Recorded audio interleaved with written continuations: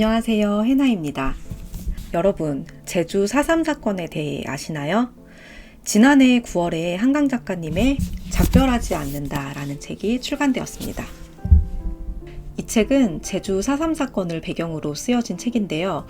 이 책을 읽으며 기억하고 잊지 않는 것, 그 일을 함께 하고 싶어서 이 영상을 제작하게 되었습니다. 지난 1, 2월에 저는 내내 이 책에 사로잡혀 있었는데요. 한강 작가님은 이 책의 작가의 말에서 이렇게 말하세요. 몇 년 전 누군가 다음에 무엇을 쓸 것이냐고 물었을 때 사랑에 대한 소설이기를 바란다고 대답했던 것을 기억한다. 지금의 내 마음도 같다. 이것이 지극한 사랑에 대한 소설이기를 빈다. 이 책을 읽으며 사랑이 얼마나 무서운 고통인지, 그럼에도 얼마나 아름다운지를 느끼게 되었어요. 오늘은 그 이야기를 여러분과 나누고 싶습니다. 오늘의 리뷰는 제주 4.3 사건 정리, 줄거리 소개, 프로젝트 작별하지 않는다, 강렬한 사랑의 이야기, 작별하지 않는 마음, 이렇게 4개의 챕터로 준비했습니다. 제주 4.3 사건은 1947년 3월 1일부터 1954년 9월 21일까지 제주도에서 발생한 무력 충돌과 그 진압 과정에서 주민들이 희생당한 사건입니다. 1940년대 후반 6만 명에서 7만 명의 제주도민이 공산주의인 남로당에 가입했습니다. 전쟁과 생활고에 시달리고 있었기 때문에 남로당의 반미 사상에 동조했죠. 1947년 3.1절 기념식에 17,000여 명의 좌익, 남로당 군중이 미군정 통치 반대 등을 내세워 가두 시위를 하는데요. 이때 김학영관이 탄 말에 어린아이가 채워서 소란이 발생합니다. 김학영관이 이걸 보고도 무시하자 군중들이 돌을 던지면서 경찰서까지 쫓아가요. 경찰은 이를 습격으로 판단하여 시위대에게 총을 발포하고 6명이 사망하고 8명이 중상을 입습니다. 그런데 사상자 중에 시위대와 관련 없는 일반 구경꾼들이 포함되어 있었고 이것이 민심을 자극합니다. 이 공산주의 남로당은 이를 놓치지 않고 조직적으로 반경 활동을 전개하죠. 1947년 3월 9일 제주도청을 시작으로 민관 총파업이 일어납니다. 경찰과 사법기관을 제외한 행정기관, 학교, 우체국, 전기회사 등 제주 직장인 95%에 달하는 4만 명이 참여하는데요. 제주경찰의 20%도 파업에 참여하게 되는데 이들은 대부분 이 사건으로 파직되고 그 결원은 서북청년단으로 보충됩니다. 그리고 3월 18일에 선동 주범자들 약 150여 명이 검거되며 파업은 일단락됩니다. 그리고 다음해 1948년에 미군정에 의해 남로당은 불법화가 됩니다. 민주주의 민족전선은 남한 단독 총선거 일정을 발표하고 이 단독 선거를 반대하며 전국적인 대규모 파업이 일어납니다. 이 1948년 4월 3일 이날이죠. 남로당 350여 명은 무장을 하고 제주도 24개의 경찰지서 가운데 12개 지서를 일제히 습격하며 제주 4.3 사건이 시작됩니다. 이게 1948년이에요. 그리고 8월 15일 대한민국 정부가 수립이 되는데 제주도 사태는 이제 단순한 지역 문제를 뛰어넘어서 이 민주주의 정통성에 대한 도전으로 인식하기에 이르고 이승만 정부는 군병력을 제주에 증파시킵니다. 이렇게 한 3달 정도 지나서 1948년 11월 21일이 되는데요. 제주도 전역에 이 계엄령이 실시되고요. 해안선으로부터 5km 이상 들어간 중산간지대를 통행하는 자는 이유여하를 불문하고 폭도로 간주해 총살에 처하겠다는 포고문이 발표됩니다. 계엄령 이후 중산간지대는 초토화되고 참상을 입게 돼요. 그런데 이 계엄령이 내려지면서 소개령을 내려 해변마을로 내려오도록 하지만 일부 마을에는 이 소개령이 전달되지가 않은 거예요. 그리고 그 상태로 집단 학살을 당합니다. 진압 군경들은 가족 중에 한 명이라도 없는 경우 도피자 가족으로 분류해서 부모와 형제 자매를 대신 죽이는 대사를 자행합니다. 이때 재판 절차도 없이 주민들이 집단으로 사살되는 거예요.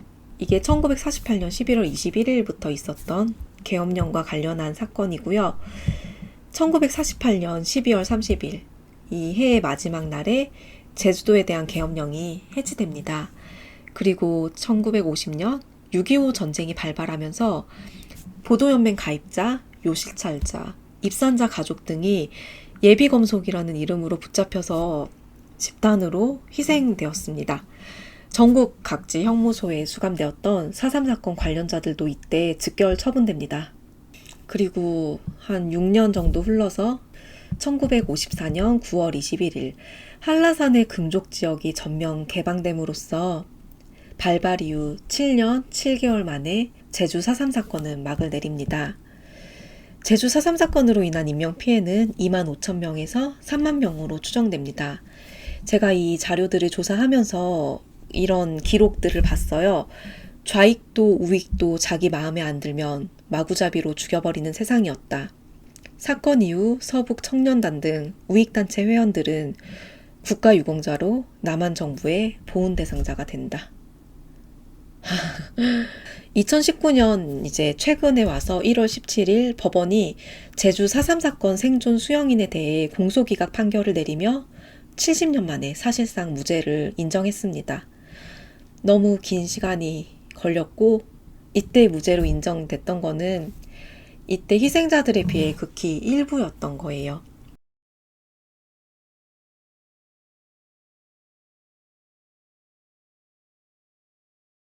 이 책은 주인공 경아의 꿈속에 눈이 오는 장면으로 시작됩니다.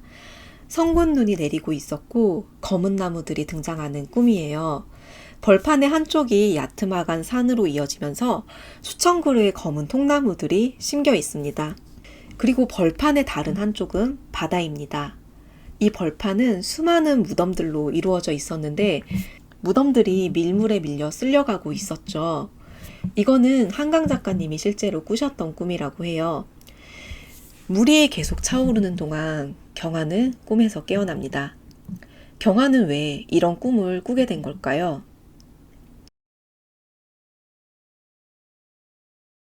경아는 도시의 학살에 대한 책을 쓴 후 2달쯤 지나 이런 꿈을 꾸게 된 거예요. 이 도시 학살에 대한 책은 5.18에 대한 책으로 짐작됩니다. 그녀는 이 책을 쓰면서 가정과 일상이 무너집니다. 그 후 혼자 서울근교의 복도식 아파트로 이사와 시체처럼 살아가는데요. 일상을 꾸려가는 것이 아니라 삶을 연명하듯 최소한의 음식을 먹고 위경련과 편두통이 시작되며 그것마저 토하고 유서를 쓰고 통장과 보험증서들을 한 곳에 모아둡니다. 그리고 정하지 못한 미지의 수신인을 위해 집을 정리하죠. 경아는 유서를 쓰려고 하지만 계속해서 정리해내지 못합니다. 경아는 앞서 말한 꿈을 꾸고 나서 생각해요. 꿈속에 물에 잠긴 무덤과 침묵하는 묘비들은 단순히 이 4.3 사건으로 학살당한 사람들과 그 후의 시간만을 의미하는 건 아니라고요. 자신의 앞으로의 시간, 즉 지금 자신이 통과하고 있는 시간을 의미할 수도 있다고 생각하지요. 경아는 그렇게 다시 유서를 써야겠다고 마음먹습니다. 이번엔 살기 위해서, 사는 것 같이 살고 싶어서. 추운 겨울 어느 날 경아는 친구 인선의 연락을 받고 병원에 가게 됩니다. 목수로 일하던 인선은 작업 중 손가락이 절단되는 사고를 당하게 되고 병원에 실려옵니다. 손가락이 온전히 접합될 때까지 3분에 한 번씩 수술 부위를 바늘로 찔러서 감각을 인지시켜야 하는데요. 이 과정을 3주 동안 해야 한다고 해요. 인선은 그냥 절단하기를 원했지만 절단해도 평생 통증에 시달릴 수 있다는 의사의 경고로 간병인을 쓰고 3분에 한 번씩 수술 부위를 바늘로 찌르는 일을 하며 입원해 있죠. 인선은 제주 4.3 사건 유가족의 딸이에요. 인선은 어머니 정심이 4.3 사건으로 잡혀간 외삼촌의 행방을 찾기 위해 계속해서 추적하는 과정을 지켜봤고 4.3 사건의 외상으로 정신이 온전하지 못한 어머니의 모습을 감당합니다. 그리고 어머니를 이어서 계속해서 4.3 사건 이유를 추적해 갑니다. 인선의 손가락 통증을 눈여겨볼 필요가 있는데요. 당장 고통스러워 절단한다 해도 평생 통증에 시달릴 수 있다고 하잖아요. 이걸 환지통이라고 합니다. 당장 고통스러워 절단해도 고통을 느끼는 것처럼 우리는 연약하고 불편하고 괴로워도 감각을 계속 일깨워 가야 한다고 말하는 것 같은 장면이었어요. 이 책은 세 개의 장으로 구성됩니다. 새, 밤, 불꽃인데요. 첫 번째 장 새는 경아가 서울에서 제주 중산간 인선의 집에 이르는 길을 서술합니다. 앞서 말씀드린 것처럼 경아는 인선이 부탁한 새를 구하기 위해 폭설 속에 목숨을 걸고 제주 인선의 집으로 갑니다. 1장 마지막 문장에서 경아는 여기까지 내가 죽으러 왔구나 라고 말해요. 진짜 폭설 속에서 목숨을 걸고 가거든요. 경아가 새를 구하러 오는 사이의 시간에 폭설과 4.3 사건 생존자들의 증언이 영화처럼 흘러갑니다. 자신의 삶을 정리하기 위해 무기력과 싸우며 꾸역꾸역 유서를 쓰던 경아가 가장 연약한 존재를 구하기 위해 걸어갔던 길이 그려지시나요? 한강 작가님은 이 새의 의미를 구하고 싶은, 그걸 위해 뭐든 걸고 싶은 어떤 것이라고 이야기해요. 이 작품 속의 새는 무엇을 상징할 수 있을까요? 가장 연약하지만 구하기 위해 뭐든 걸고 싶은 어떤 것. 여러분은 뭐라고 생각하세요? 인선은 만주와 베트남 등에서 역사를 통과한 여성들의 모습을 다큐멘터리로 남기던 일을 했어요. 베트남에선 한국군 성폭력 생존자들을 인터뷰하고요. 만주에서 독립군으로 활동했던 할머니의 치매에 걸린 일상을 담아냅니다. 이렇게 역사를 통과한 여성들의 증언을 담아내던 그녀는 그 다음 작업으로 자신을 인터뷰하기 시작합니다. 이 인터뷰에는 어머니 그리고 자신의 삶이 포함돼요. 제주 4.3 사건의 모습인 거죠. 그러다 돌연 목수로 일하기 시작한 인선은 손가락이 절단되어 수술을 받게 된 거예요. 갑작스럽게 병원에 온 거라 그녀가 키우던 앵무새 아마에게 밥을 줄 사람이 필요했어요. 앵무새 아마는 하루 안에 밥을 먹지 못하면 죽게 됩니다. 인선은 친구 경아에게 제주도 집으로 가달라고 부탁하고 경아는 인선의 앵무새 아마를 살리러 제주도로 갑니다. 제주에는 폭설이 내리고 경아가 어렵게 인선의 집에 도착했을 때 앵무새 아마는 죽어 있습니다. 여기서부터 반전이 시작됩니다. 환상인지 현실인지 구분이 가지 않는 상황 속에서 앵무새 아마는 살아나서 밥을 먹고 병실에 있어야 할 인선이 경아와 마주 앉아 있습니다. 인선의 영혼이 와 있는 건지 아니면 자기가 죽어서 영혼이 된 건지 모호한 마음을 가진 채 경아는 인선의 이야기를 듣게 됩니다. 인선이 어머니를 통해 전해들은 4.3 사건의 이야기들이지요. 인선의 이야기와 그녀가 촬영했던 인터뷰, 그리고 계속해서 추적했던 자료들을 통해 4.3 사건의 당시의 모습을 알 수 있습니다. 사람들이 살기 위해 동굴 속에 숨어 있었던 때의 두렵고 긴박한 상황과 공포, 참담함, 사진 속 처형 모습, 그리고 살아남은 사람들이 그 이후에 정신적으로 얼마나 괴로움을 겪었는지도요. 인선의 엄마 정심은 여전히 이불 속에 실톱을 숨겨두고 잡니다. 악몽을 꾸고 이를 갈며 잠이 들죠. 인선은 엄마에게 들은 이야기를 경아에게 해줘요. 눈 오는 날 마을 사람들이 모두 학살됩니다. 엄마와 이모는 심부름을 갔다가 이 화를 면하게 되는데요. 아까 처음에 제가 4.3 사건 설명해 드릴 때 계엄령 생각나시죠? 그때의 일이에요. 눈 오는 날 마을 사람들이 모두 학살됩니다. 엄마와 이모는 심부름을 갔다가 이 화를 면하게 되는데요. 시체들이 쌓여있는 더미 속에서 엄마와 이모는 오빠와 18살 여동생의 시신을 찾으려고 포개어진 시신들을 뒤집니다. 눈이 쌓인 시체를 차마 동생에게 이렇게 흘게 할 수 없었던 이모는 자기가 손수건으로 죽은 얼굴들을 만질 테니 엄마에게 확인하라고 해요. 인선의 엄마는 눈만 오면 그 일이 생각난다고 해요. 저는 눈을 너무 좋아해서 겨울을 좋아하고 항상 눈이 오는 걸 기다렸거든요. 그런데 어떤 사람의 삶에서는 눈이 올 때마다 이 트라우마가 생각나는 그런 삶이 있었던 거예요. 너무 마음 아프죠. 인선의 엄마 정심은 그 후로도 포기하지 않고 오빠를 찾기 위해 노력합니다. 저는 이 책을 보면서 정심이 굉장히 처연하고 강한 사람이라는 생각이 들었습니다. 책의 제목은 작별하지 않는다인데요.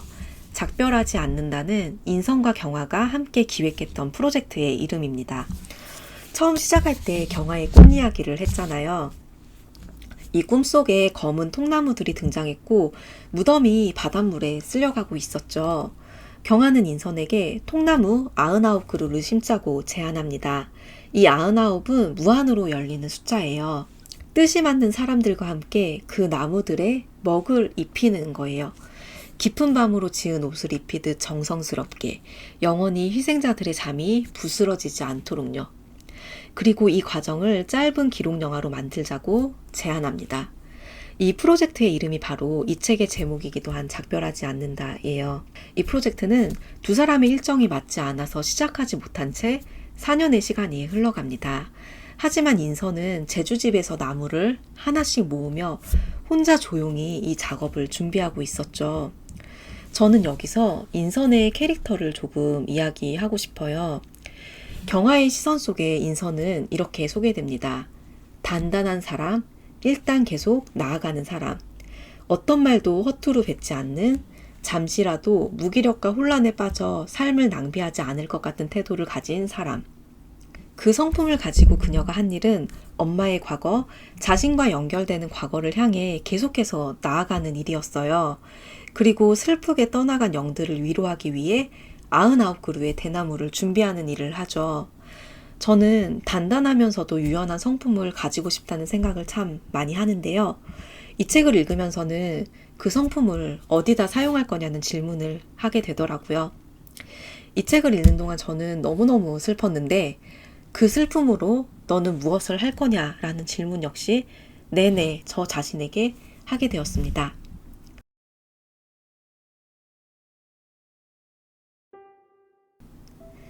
나는 바닷고기를 안 먹어요.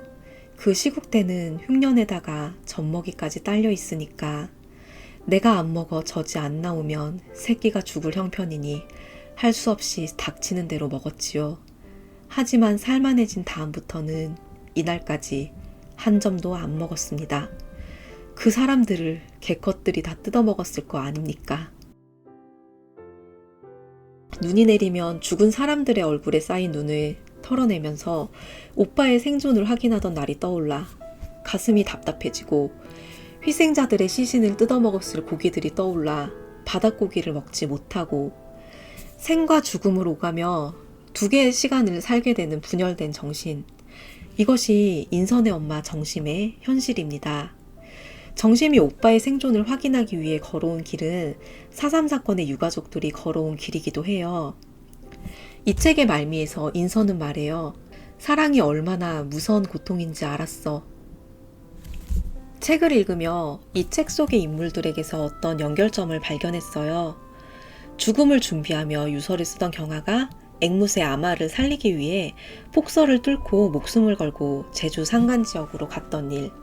정심이 오빠의 소식이라도 알기 위해 포기하지 않고 정신적인 고통을 견디며 추적했던 일. 그리고 인선이 흔들리지 않는 성정으로 제주 4.3 사건을 추적했던 일. 경화가 작별하지 않는다라는 프로젝트를 할 수 없겠다고 했을 때 일단 나는 계속 하고 있을게 라고 흔들리지 않고 계속 나무를 모으고 혼자서 프로젝트를 준비하고 있던 인선의 모습. 이 모든 게 미약한 진실을 위해 전부를 걸고 달려갈 수 있는 마음, 결과를 알면서도 갈 수밖에 없는 길이라고 말하고 있었어요.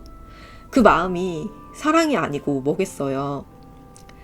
한강 작가님은 제주 4.3 사건이라는 비극을 잊지 않고 기억하기 위해 이 책을 씁니다. 이 책의 리뷰를 준비하면서 제가 마음을 단단히 먹은 일이 있었어요. 이 일에 대해 울면서 말하지 않는 것입니다. 가장 개인적인 삶으로 들어가면서도 객관적인 시선으로 이 이야기를 하고 싶었어요. 그것이 희생자들에 대한 도리이자 이 나라의 국민으로서의 의무라고 생각했어요. 잘 기억하고 잊지 않는 것. 그 일을 함께하기 위하여 이 영상을 제작했습니다. 이 책을 많은 분들이 함께 읽어주셨으면 좋겠어요. 제주 4.3 사건으로 인해 고통받았던 한 분 한 분을 애도하고 연대합니다. 해나의 한 줄 요약. 가장 미약한 진실을 향해 모든 것을 걸고 나아가는 힘. 작별하지 않는다는 지극한 사랑에 대한 이야기입니다. 사람은 저마다 한 권의 책, 그 책을 담아내는 곳 해나책장이었습니다. 감사합니다.